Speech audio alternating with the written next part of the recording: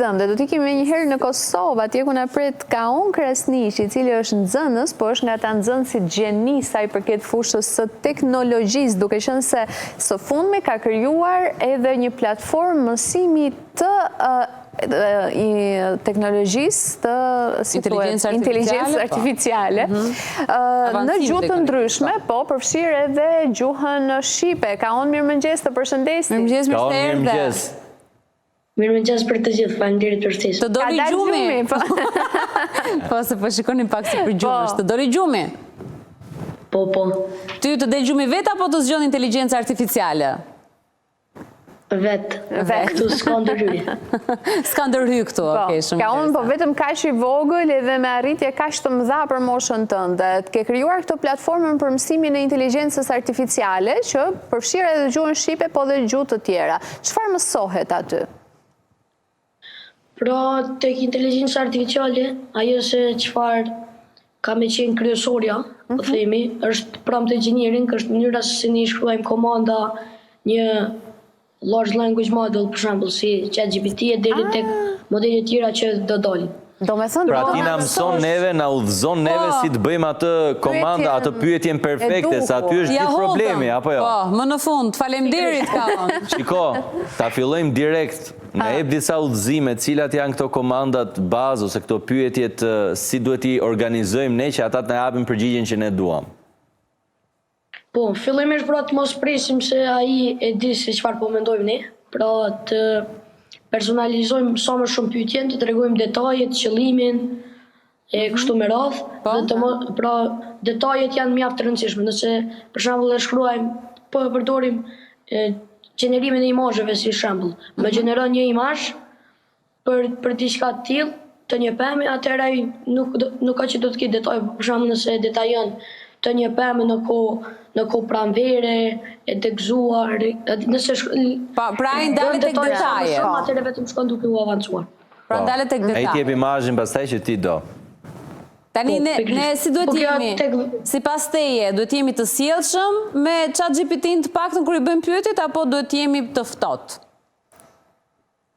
Këto janë disa nështë debate që bën më shumë, nuk janë nështë dhe shumë të vërteta, se thonë disa që duhet të jemi qellshëm ChatGPT-s e kështu me radhë, por mendoj që janë më shumë për shaka, por mendoj që është diçka interesante që vlen ta përmendim, se vetëm fjala faleminderit dhe të lutem, po i kushton ChatGPT-s miliona dollar. Po i prapse. Vetëm këto dy fjalë.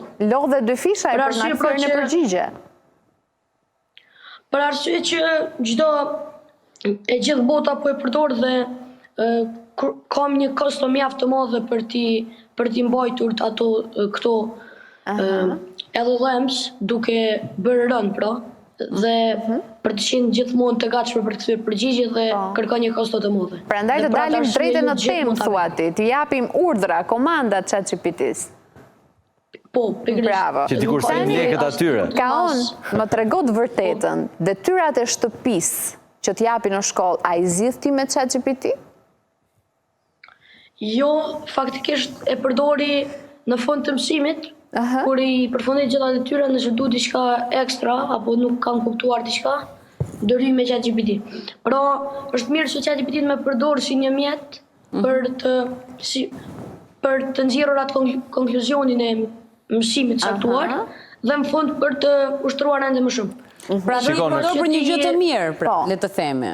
Po, sepse mendimi kritik dhe kreativiteti nuk do të zhduket kurrë, kjo mund t'ju garantoj. E thënë nga një 14 vjeçar ka shumë shpresë. Bravo, të qoftë, po. Në klasën tënde. Sepse mendoj që mendimi kritik edhe e ka sjell botën këtu ku është. Gjitha shpikët kanë ardhur përmes mendimit kritik. Fantastik. Po, mua personalisht po më habit mënyra njerë, si ti po flet dhe artikulimi jot, bravo të qoftë, po në klasën tënde, ka të tjerë që e përdorin ChatGPT në base për t'i zgjidhur detyrat dhe të jenë gjithkohës të thjesht për këtë pjesë? Pra mos ta vënë shumë trurin në lëvizje? Fatkeqësisht po, pra, si që përmenda dhe më herët nuk din se as çfarë të shkruajnë dhe presin që ChatGPT t'ja u shkruaj atyre mirë, dhe po ashtu të kenë rezultatet e mira.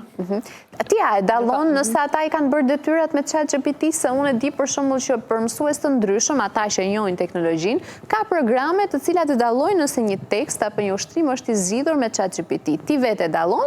Po është AI detector që e bën një lloj përqindje.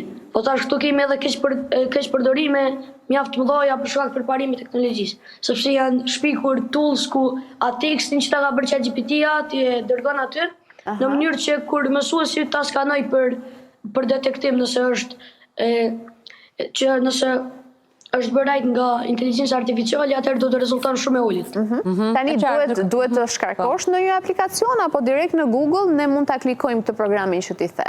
Kemi direkt në Google. Këtu janë aplikacione mjaft dëmshme për gjithë fëmijët, sepse ka njerëz që nëse e përdor për shembull inteligjencën artificiale në këtë mënyrë, pra ti e shkruan një esej, besojmë që ti e shkruan ndoshta 80%.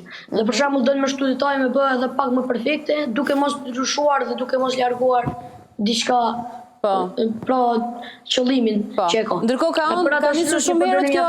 Po, ka nisur shumë herët historia jote në lidhje me teknologjinë dhe inteligjencën artificiale, ose le të themi zhvillimin e teknologjisë. Që 6 vjeç apo jo? Që nga mosha 6 vjeçare kam fillu me ndjek kurse, prindrit më kanë këshillu dhe më ka pëlqyer shumë që me ndjek këtë rrugë, sepse kam pa atë mundësinë që mundesh me kriju gjëra duke. Po çfarë mëson një 6 vjeçar? Zgjidhur problemet e njerëzve. Çfarë mëson një 6 vjeçar? Po, fillimisht pra mëson quhet kodime vllloqe. Pra për shembull mëson si të mendoj. Besojmë që është një program që Code ORG që e rekomandoj për gjithë ata fëmijë të moshës 6 deri në 8 vjeçare që dëshirojnë të fillojnë, ku vetëm mësojnë pra logjikën se si ta bëjmë një objekt që të shkojë në një pozicion caktuar. Dhe mendoj që tash ajo do të jetë më e kërkuar më shumë, sepse mund të themi që ndoshta deri në aktualisht 30% i kodit është duke u gjeneruar në zyrët e Microsoftit nga inteligjenca artificiale, në Anthropic, në një kompani tjetër amerikane, është duke 80% e kodit gjenerohet nga inteligjenca artificiale. Pra mund të themi që do të kthehemi që më shumë do të ketë rëndësi prompt engineering. Po, ndërkohë nuk di sa të them se sa e ka IQ-n njërë Kaone. Kaone e shiko. Duke dëgjuar, duke e parë dhe duke adhuruar një gjeni 14 vjeçar, fantastik. Ne vazhdojmë themi që jemi të mrekulluar nga mënyra se si ti flet. Sepse ka mesazhe shumë të bukura, është 14 vjeçë dhe di shumë mirë që ta shpjegoj si përdoret për mirë kjo gjë. Tani ti the, nga mosha 6 deri në 8 vjeçare e shpjegove si proces. Tani ajo që më intereson mua është të di ka nga ata fëmijë që e mësojnë shumë shpejt këtë si proces dhe e te i kalojnë, pra ata janë personat që janë më të prirur për këtë aspekt teknologjik? Unë mendoj që nuk ka rëndësi, sepse është thjesht nëse mundet me qenë edhe mosha 14 vjeçare ku ty vetëm fillon me të pëlqy, edhe ndoshta entuziazmi nuk jashtë madh sa do i te i kalosh gjitha për një herë. Pra nuk do të thotë mosha nuk ka rëndësi fare. Pra nuk ka rëndësi mosha kur ti e nis. Varet talenti. Jo, nuk ka rëndësi. Kam pranuar mesazhe nga njerëz shumë të rritur që kanë filluar duke më parë intervista, kanë filluar ta përdorin inteligjencën artificiale në punën e tyre. Ti ku e ke pikë synimin për të shkuar Kaon? Çfarë mendon ti për të bërë me jetën tënde? Kush është ëndra jote në jetë? Pra, ëndra ime në jetë është që të krijoj një kompani startup që në mënyrë që me bë edukimin pra më të personalizuar. Kush është kompania startupit më e mirë sipas teje, le të themi në botë? Kë ke ti idhull tëndin? Idhull? Tash nuk e di, nuk mund ta quaj më startup se i ka të kaluar kriteret e startupit, po si kompani më pëlqen OpenAI për atë që ka arritur dhe për revolucionin që e ka bërë si një nga të pra jemi shqiptare një Mira Muratin. Shihet një shqiptare, kështu që duket sikur ti po ndjek hapat e saj. Ndërkohë, deri më tani, çfarë aplikacionesh të tjera ke ndërtuar përpara kësaj platforme të fundit? Po, pra unë kam kriju, unë fillimisht gjitha aplikacionet që i bëj me një qëllim, nuk është që i kopjoj për shembull diçka që ekziston në internet, vetëm pra nuk e dua, kam dëshirë që të jetë edhe ajo ana kreative, jo vetëm teknikaliteti i një projekti. Dhe për këtë arsye pra kam krijuar, ka qenë edhe një platformë për mësimin e matematikës që kam krijuar bashkë me motrën. Po ashtu kam krijuar një platformë që mund të mësojmë çdo temë që kemi disa tema të ndryshme, pra më shumë jam i fokusuar te edukimi. Po ashtu e kam krijuar edhe një agent për kompani që kanë më shumë se 50 punëtorë e më lartë, që kanë punëtorë shumë, kanë përvojë punë, janë në treg punë mjaftshëm dhe dëshirojnë të organizojnë dokumentet e tyre së bashku me inteligjencën artificiale që të kenë një njeri që do të shikoj gjatë gjithë kohës për ty. Do të përgjigjet gjatë gjithë kohës për gjitha dokumentet që ti ke, për gjitha connection që ti ke. Wow, je fantastik. Je gati të punësohesh tani. Po, dhe unë mendoj që ka nisur ftesat të paktën nga ekspertë inteligjencë artificiale, nga ata që bëjnë startupe në Shqipëri ose në Europë, ka nisur ftesat për ty? Se po shikoja disa nga këto fjalimet. Po, këtë duhet me falenderua dhe mentorin tim Drina Njohaj, cili pra më ka përkrahur vazhdimisht, edhe që 2 vite vazhdon të më përkrah. Edhe mendoj që e gjithë rinia shqiptare anë mban duhet të përkrahet në mënyrë që të ndodhin gjëra të mira.